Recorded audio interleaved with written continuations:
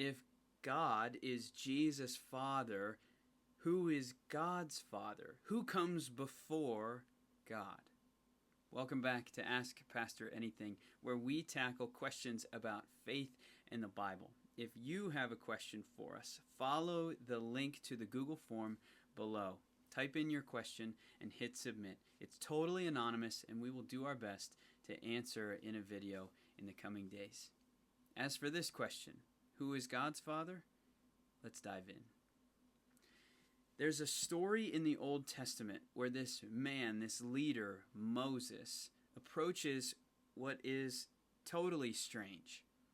He walks up to a bush that's on fire, but it's not being burned up. And so as he walks up to it, God speaks to Moses through the bush. Moses is then given this incredible task.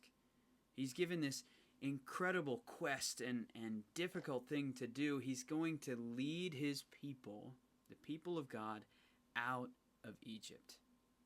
But Moses is kind of nervous, and so he asks, God, who should I say sent me? And God says, say that I am sent you. I am is the name that God uses to refer to God's own self. I am, which means that God has always been. He's always existed. He is infinite. And so when we say God is the beginning and the end, what we're saying is God stands outside of time.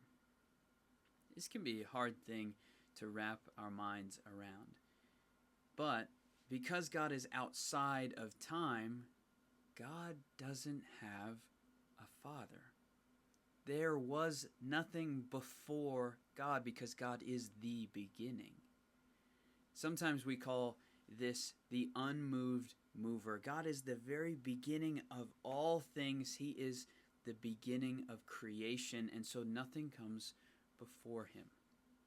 So who is God's Father? God doesn't have one. God is the beginning of everything.